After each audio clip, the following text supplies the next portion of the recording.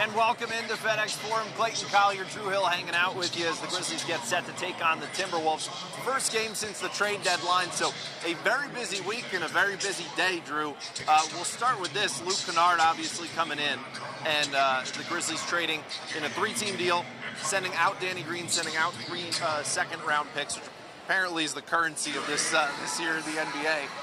Bringing in a sharpshooter in Luke Canard, addressing some issues, maybe not the big splash that some Grizzlies fans were hoping for.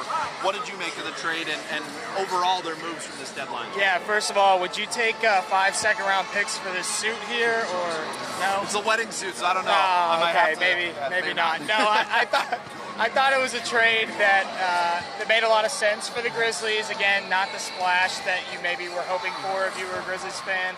Not that they didn't try. It sounds like they put in a lot of effort at getting a big deal done, but didn't work out that way. I think Luke Canard can help this team in certain ways. He wasn't always in the Clippers' main rotation this season. He's been sort of in and out. He's had great seasons in the NBA. He averaged 15 points per game with Detroit and is on his way out of there, essentially. The Grizzlies believe he's a better playmaker than maybe it looks like so far in his career, and so he definitely helps their system. He's a good three-point shooter, especially from the corner. He's shooting 52%. We all know that when Ja drives, those are the shots that they want to get.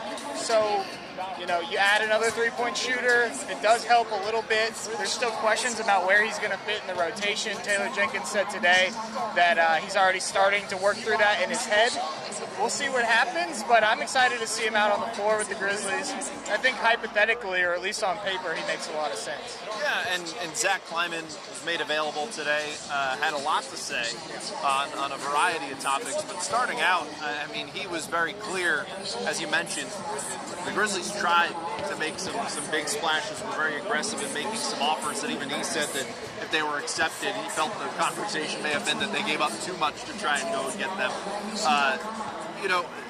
To hear that from him, is that just indicative? Like, obviously, let's talk about your biggest takeaway from Zach Kleiman's availability. I thought he was honest. Yeah. I honestly thought he was great compared to some of the past media availabilities we've had with him.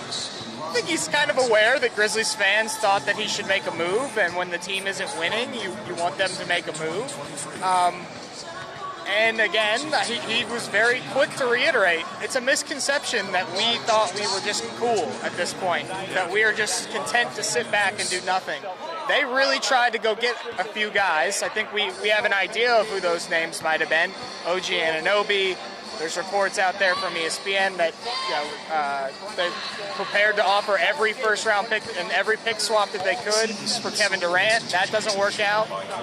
So they tried. They put in a big effort here, and this fight for the Grizzlies is not over. That's kind of what I took away from Zach Kleiman's media availability. They're not done being super aggressive, and when they get to the offseason and they wrap up what they've got going this year, I expect that they're going to be right back in the thick of things, trying to make the big trade, trying to add somebody to this specific core of players, Jaren Jackson Jr., Desmond Bane, John Morant, that can make a difference in the end and be that fourth player for them. So there's a long way to go. Like, we still have a lot of season left here. It's thinking pretty far into the future, but I suspect that they're going to go for it this summer. Yeah, and also we saw, last offseason, clearly the issue was depth at wing shooting in particular. They went and tried to address that by getting younger, trying to do that through the draft. So far, at least this year, hasn't exactly worked out as they had hoped, so now addressing that issue. But as they go into it right now, what do you see in terms of how they stack up? Obviously, the Phoenix Suns have done some damage in terms of establishing themselves among 1 and 2, but the Grizzlies, are they the clear number 3 right now in the West? Where do you stack them up? I mean, they've definitely been knocked down a rung, right? If the team adds Kevin Durant, and they're already a very good team. If the Suns are healthy, you would expect that they're probably now the favorites in the Western Conference. You still have the Warriors. The Warriors always seem to turn it up at playoff time. Denver has looked great this season, so I consider them to be in the mix, but probably not at the top tier. If I'm making tiers, I'm probably going Denver, Phoenix, and then everybody else sort of behind them. So I think that they've definitely been knocked down a little bit. That doesn't mean that they can't compete in the playoffs and that they can't be a great team at that time of the year. Right now, the way that they've struggled, I mean, I think it's okay to have your doubts a little bit. Yeah. Well, as for tonight, you have the Grizzlies taking on the Timberwolves, and maybe the most similar that we've seen them to last year's playoff series, and that Steven Adams is not really going to be a factor. How do they tackle that tonight, taking on this team that now is going to have Mike Conley at point guard?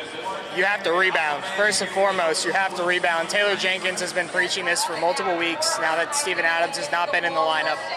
They are one of the bottom tier teams in the NBA in rebounding when Steven Adams is not available. You don't have to create all those second chances, but you have to play good enough defense to get out in transition, create some offense for yourself, and you have to limit the Timberwolves from getting a ton of chances offensively. And to me, that's probably what will determine what happens in this game is, can the Grizzlies keep Minnesota off the glass? Do they have any answer for Anthony Edwards, who seems to have a little bit of fire, that knowing he was originally left out of that All-Star game? Yeah, he said that today at shoot-around. The very innocent question that was asked, are you excited to play against two other All-Stars in John Morant and Jaren Jackson Jr.? Anthony Edwards was ecstatic this morning when he found out that he was going to be named to his first All-Star team as an injury replacement. And he responded to that question saying, yeah, well, I felt I should have been named in the first place, so there's still smoke and it's going to be a competition tonight. So we'll see if it gets heated. The Grizzlies haven't shied away from that this year, but I think overall it's going to be definitely, as he said, a competitive game between the two of them. John and Ant going shot for shot down the stretch? I mean, maybe. Look, I personally really like Anthony Edwards because I find him to be very entertaining. Any guy that has a dog Instagram account and the dog's name is Ant Jr., who posts all of his own stats on all over Instagram, he's just kind of an interesting person. I mean, he also claims he's amazing at all these other sports. The guy's just a walking quote. And so I hope for that sake we get a good game down the stretch tonight and we get a little Ja versus Ant animosity. That'd be fun. Absolutely. Also, the fact that Mike Conley, I mean, such a full circle moment right now that he is coming back and making his debut for another team in Memphis. All those getting to know people, kind of trying to figure out what's where situation. It's just funny that Memphis keeps coming back into his life in these ways.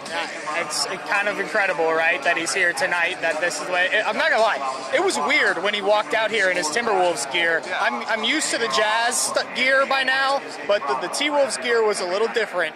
Seeing him in that lime green or whatever it is, it was a little strange. I think if he does play tonight, and it looks like he is going to play, you can expect him to have a calming effect on this team. This is a team that can be a little erratic at times when it had D'Angelo Russell at point guard, a guy that takes a lot of shots. You can expect Conley to be more of a creator, get the other guys involved, limit some of the turnovers. I think he can end up being a very good addition to this team. And yes, it will be weird seeing him out here tonight. Yeah, but also this is, you mentioned a calming presence. I mean, this is a guy that's never had a tech in his career still. Another dividing or erratic factor for Minnesota has been post-Rudy Gobert acquisition. I think that also maybe, was definitely in mind in this trade that you get Rudy Gobert and Mike Conley paired back together, how they mesh with Cat, how they mesh with Anthony Edwards as well.